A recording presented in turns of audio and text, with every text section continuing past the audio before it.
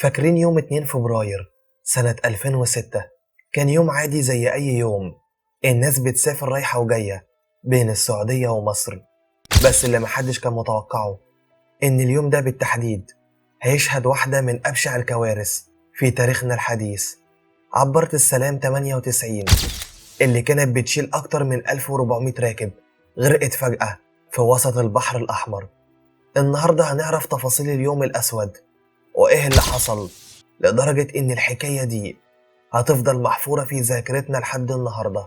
عبارة السلام 98، العبارة دي كانت بالتحديد واحدة من أكبر السفن اللي بتشتغل بين السعودية ومصر، وكانت بتنقل المسافرين والبضايع. سفينة مملوكة لشركة مصرية كبيرة كان اسمها السلام للنقل البحري، بتشيل أكتر من 1400 راكب ومعاهم عربيات وبضايع. في اليوم ده بالتحديد العبارة كانت مليانة عمال مصريين راجعين من شغلهم في الخليج وأسر راجعة بعد العمرة. اللي حصل كان يوم 2 فبراير الساعة 7 بالليل. السفينة طلعت من ميناء ضبا في السعودية واتجه لميناء سفاجة في مصر. الرحلة كانت المفروض تكون 10 ساعات بالكتير، والجو كان كويس جدا. وبعد حوالي 5 ساعات من الإبحار حصل حريق في غرفة المحركات، والحريق بدأ ينتشر بسرعة رهيبة، وطاقم السفينة حاول يسيطر عليها، لكن الأمور خرجت عن السيطرة. الكابتن بدل ما يرجع لأقرب ميناء قرر يكمل الرحلة، والطاقم حاول يطفي الحريق، بس الأدوات اللي معاهم ما كانتش كفاية. وبعد شوية السفينة بدأت تميل ناحية واحدة بسبب المياه اللي دخلت لها. أرجوك يا فارس شوف لنا حاجة للمية أحسن المركب بتسقع 20 درجة دلوقتي. تعالى يمين كده واحدة واحدة. يمين عشان انت طلع مش ها؟ أنا عايز أقول يمكن لا على 10 الريح تستحملها كده بس في فرصة.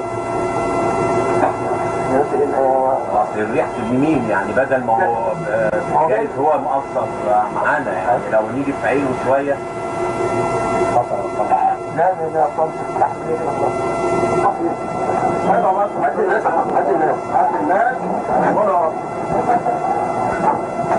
كلموا لنا يعني مش عارفين يعملوا البلص، يعني انا مش قادر افهم برضه يعني.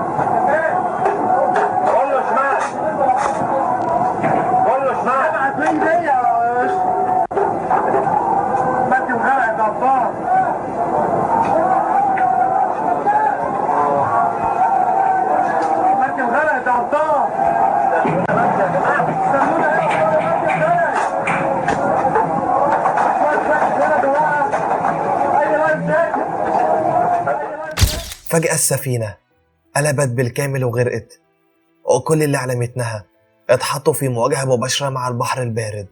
حوالي 400 فرد فقط هم اللي نجوا من الكارثة دي. الناجين حكوا عن لحظات مرعبة، ناس بتصرخ وأطفال بتعيط وأسر كاملة ضاعت قدام عينيهم. واحد من الناجين قال إن قوارب الإنقاذ كانت قليلة جدا، والكابتن والطاقم اللي كان معاه كانوا أول ناس هربوا من السفينة. وبعض الناجين فضلوا عايمين في البحر لأكتر من 8 ساعات قبل ما تيجي فرق الإنقاذ. الإعلام المصري والعالمي قلبوا الدنيا بسبب الكارثة اللي حصلت، واتهموا الشركة المالكة بالإهمال، وقالوا إن السفينة كانت قديمة وما كانتش مستعدة لأي طوارئ. في محاكمات بعد الحادثة صاحب الشركة اتبرأ، وده خلى ناس كتير تحس بالغضب. عبارة السلام 98 مش مجرد سفينة غرقت، دي ذكرى مأساوية لمئات الأسر اللي فقدت أحبابها. ودي مش حكاية بس عن الإهمال، دي حكاية عن أرواح ضاعت بسبب قرارات غلط.